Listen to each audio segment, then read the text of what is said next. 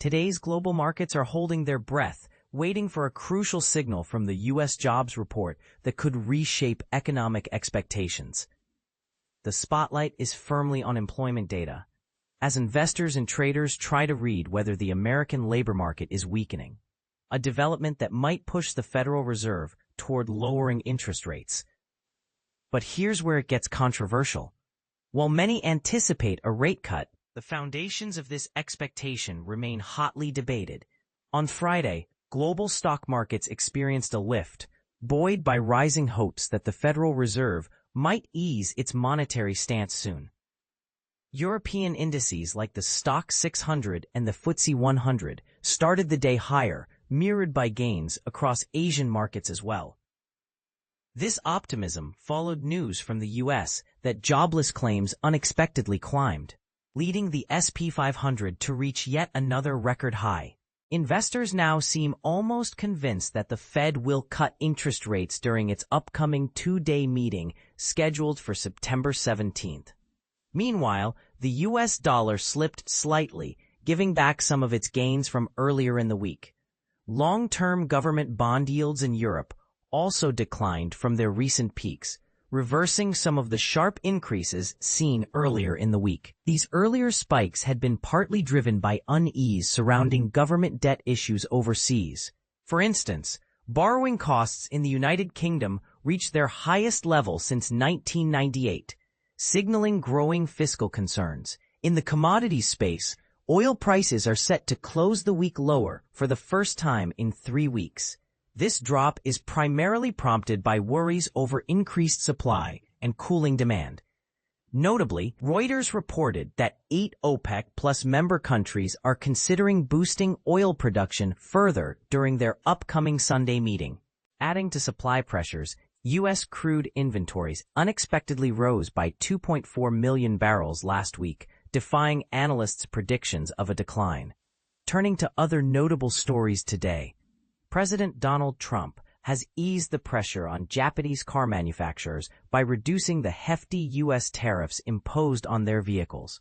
While this gesture offers some relief, it still leaves smaller Japanese automakers facing significant challenges in the vital U.S. market, a point that may spark debate about the real impact of trade policies on industry players.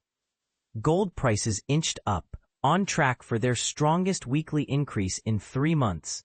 The precious metal's renewed attractiveness comes amid growing speculation that the Federal Reserve will lower interest rates and in anticipation of the U.S. non-farm payrolls data expected later today. Geopolitics also play a major role. 26 countries have pledged to provide Ukraine with post-war security guarantees, including a multinational force covering land, sea, and air domains. French President Emmanuel Macron revealed this commitment following a summit of Kyiv's allies on Thursday.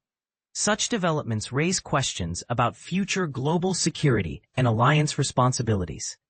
Meanwhile, some are raising eyebrows about the stability of U.S. long-term Treasury bonds, given concerns about inflation, the country's fiscal health, the Federal Reserve's independence, and geopolitical uncertainties.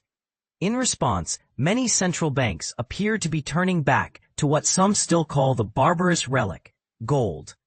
This pivot underscores ongoing skepticism about traditional financial instruments and invites a broader discussion on the evolving roles of global reserve assets.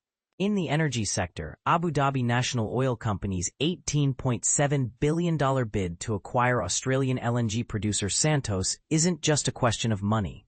According to market experts, this deal will face tough hurdles beyond the price tag, including strategic and regulatory challenges, offering a real-world example of how energy geopolitics and market dynamics intertwine. For those looking to step back from the daily market whirlwind, the Reuters Open Interest team recommends some thought-provoking weekend reads.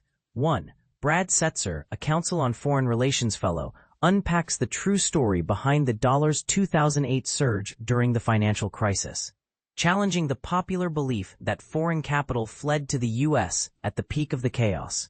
2. Edward Fishman's book, Choke Points: How the Global Economy Became a Weapon of War, provides a revealing look at how the U.S. leverages economic sanctions as a diplomatic weapon, a controversial topic that questions the ethics and long-term consequences of such strategies.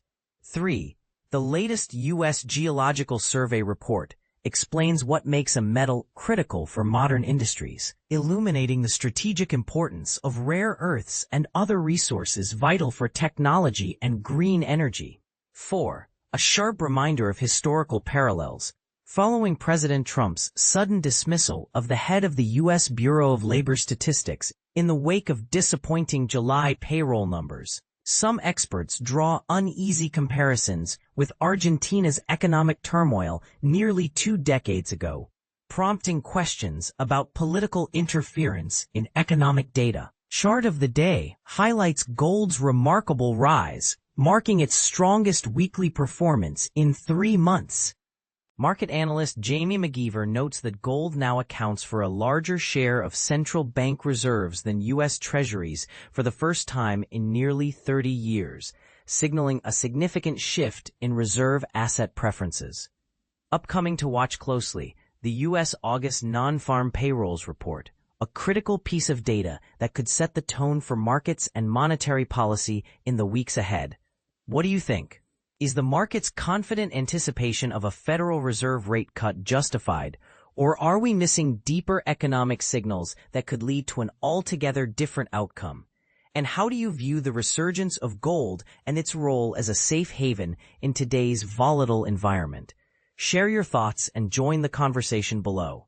This report was prepared by Anna Szymanski, a New York-based columnist specializing in fixed income and emerging markets. With a rich background that includes working at Oaktree Capital Management and co-hosting a major finance podcast, Anna blends deep expertise with accessible insights. Her analysis strives to offer clarity amid complex financial developments, adhering to principles of integrity and independence.